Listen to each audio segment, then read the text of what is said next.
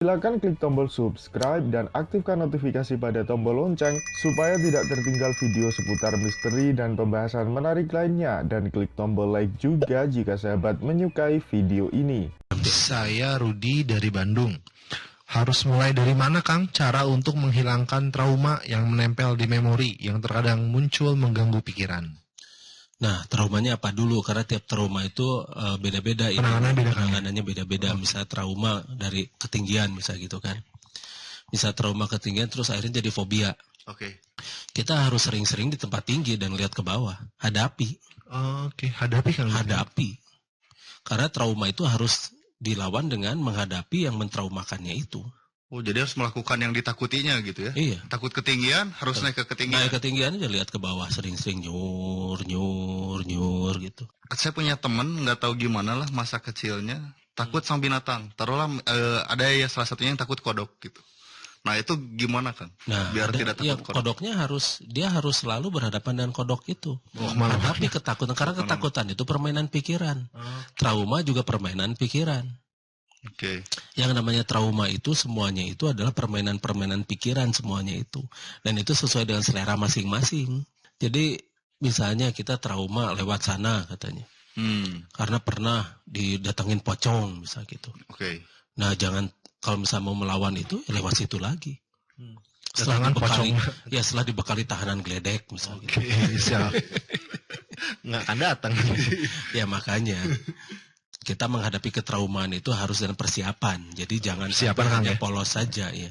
Kalau polos saja ya itu tetap tidak akan mengobati. Kita harus ada obatnya juga, senjatanya. Nah, misalnya kita trauma pada kodok, ya kita kasih dia sarung tangan dan pegangilah kodok itu.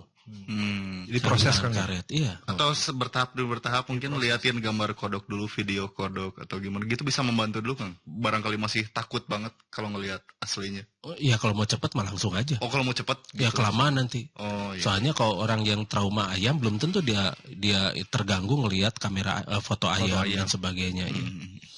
Soalnya sekarang kebanyakan ayamnya juga ayam yang sudah di GIF, pakai GIF. Pakai software GIF, jadi suka jadi aneh-aneh, ayamnya itu lucu-lucu gitu tuh. Oh iya. Ada ayam lucu tiba-tiba muncul monster wah gitu kan, sekarang banyak gitu. Jangan liatin yang gitu kalau saya. Betul. Oke. Ada lagi? Oke, sip. Jadi untuk tadi dihadapi aja ya buat yang trauma. Teh Ila dari Bandung atau Akang ya ngejelas ini. Ila dari Bandung. Suara radio jernih jelas Kang. Assalamualaikum, punten bade tumaros, Kang Diki. Pengalaman saya dan teman-teman setelah latihan HI megang gadget suka error. Bagaimana caranya meredam agar energi yang kita olah setelah atau selama latihan tidak mempengaruhi alat elektronik? Atur nuhun. Gampang, beli aja gadget yang mahalan dikit. Iya. Selalu lebih kuat. Ada solusi yang lebih murah nggak kan? Solusi yang lebih murah, setelah latihan jangan lupa simpan hawa panasnya di perut. Kembalikan lagi ke perut, kumpulkan lagi di sana, nah itu bisa menetralisir. Biar nyebar ke tangan, Kang ya, pas megang phone ya. Setelah latihan tuh udah kebanyakan kan begitu. Jadi harus kembalikan lagi si energinya itu ke perut. Hawa panasnya itu kembalikan lagi ke perut. Jangan sampai menyebar terus, ya iyalah gadget tidak rusak. Tapi perasaan gadget saya mah sekarang baik-baik saja tuh. Karena mahal. Oh, iya. Belinya tuh jangan yang itu atuh. Yang mahalan dikit gitu ya biar awet. Iya, awet. Oke. Apakah jadi kan kalau untuk tabayun itu perlu ada kemampuan ancestral atau enggak, Kang? Enggak, ngobrol aja kan ya. Ngobrol aja gitu ya, maksudnya mungkin tadi tabayun maksud yang tadi itu adalah ketika kita mengkaji yang namanya Al-Qur'an atau hadis. Oke. Nah, itu yang paling penting. Karena begini, sekarang bagaimana ketika Bukhari menelusuri suatu hal yang 200 tahun setelah Rasulullah wafat. Oh, jadi ada jeda waktu ya? 200 tahun kan hadis itu mulai dicatat tuh 200 tahun setelah dikumpulkan Rasulullah. gitu ya, 200 tahun. Bukan dikumpulkan katanya. Oke. Iya. Oke. Jadi menelusuri ya. Menelusuri yang kata ini, terus cek cenah. Oke. Nah, bagaimana mengklarifikasi dan mengkonfirmasinya? Ini penting. Karena yang kita ketahui 10 orang berjajar, kita bisikan satu kalimat sampai ujungnya juga sudah berubah gitu kan. Iya, beda Kang. Iya. Nah, ini 200 tahun. 200 tahun yang selama ini tidak ada berita dan sebagainya, mungkin dari catatan-catatan, serpihan-serpihan catatan, dan bagaimana mengklarifikasi catatan itu terbukti benar dan sebagainya. Ya. Nah, inilah yang dibangun itu. Makanya kenapa kita tidak pernah bisa mengklarifikasi. Dan kalau misalnya kita tidak percaya langsung disebut kafir atau ingkar sunnah, begitu kan ya? Iya. Padahal tidak percaya itu bukan menentang gitu, Bukan cuma menentang. mencari informasi Yang sebenar-benarnya. Yang sebenar-benarnya. Karena kita bersaksi kan? Betul. Kita bersaksi bahwa Muhammad itu utusan Allah. Berarti kita harus menelusuri sendiri dong. Betul. Jangan serba katanya. Kenapa kita tidak percaya pada Allah itu? Iya. Boleh nggak kita bilang begini, kita tidak percaya penceramah, kita percaya Allah. Boleh nggak kita bilang begitu? Salah nggak kita bilang begitu? Ketika Allah menyuruh kita bertabayun, menelusuri, berpikir dan sebagainya, kenapa kita lebih percaya pada orang-orang yang dari yang serba katanya ini? Iya. Kenapa kita tidak langsung mengikuti perintah dari Sang Maha Pencipta? Salah siapa? Nah, karena kita tidak percaya pada Sang Maha Pencipta ya. Jadi ningali yang serba katanya membaca yang serba katanya, dan justru itu yang membuat kita menjadi seperti ini kan, gampang diadu domba, gampang dipecah belah, dikotak-kotakan dan sebagainya. Apakah yang kita baca ini sesuai dengan kenyataan dan fakta dan sebagainya? Ini yang penting, karena sudah terbukti kan banyak yang palsu, banyak riwayat palsu kan. Iya. Nah, apa buktinya yang kita baca sekarang ini? Benar gitu. Nah, itu Iya, kan. betul. Harus menelusuri lagi. Harus berarti menelusuri lagi dong. Itu Jangan bisa saja langsung. diselipkan, Betul, meskipun betul. itu terkenal. ya. Iya. Meskipun itu riwayat yang terkenal, tapi apakah benar dan sebagainya? Itu Iya. harus telusuri lagi dong, gitu kan. Iya. Sampai ke tangan yang kita pegang dalam bentuk buku misalkan itu dalam bentuk gimana buku. gitu Iya, ya. seperti apa gitu. Jangan hanya sekedar membaca, kita harus berpikir. Iya. Karena perintahnya berpikir, Allah memerintah berpikir, nurut pada Allah dong, gitu kan. Iya. Jangan nurut pada orang-orang yang selalu paling suka membatasi akal. Sering saya dikatakan begini, ingat akal manusia itu terbatas. Saya balik lagi nanya, batasannya di mana?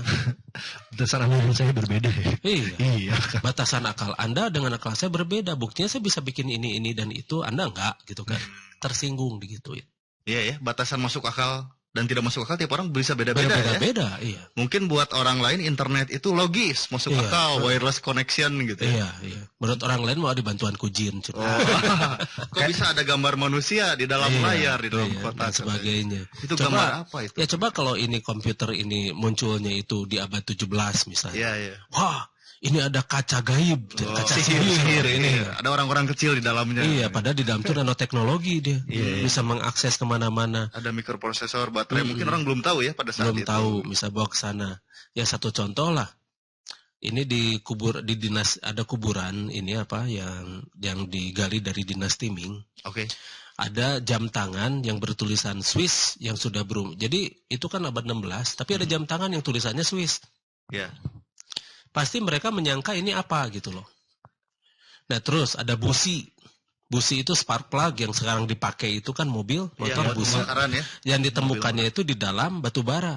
Benar, di dalam batu bara. Dalam batu bara, 500.000 tahun umurnya. Oh, jadi batu baranya diangkat dari dasar Iya. bumi, dipecahkan, ada itu ternyata. Dasar bumi mah tuh Oh, jeroteing dasar lah. bumi. Permukaan Ada lah. permukaan. Dasar bumi mah jeroteing. Ya, dari dalam Iya, bumi lah. terlalu dalam. Walaupun gitu. tidak dasar. Jauh teuing gitu. Ntar ketemu Trondalo di sana. Geus kaliwat rondalona ge keur naon teh Kaliwat. jelema dihandap.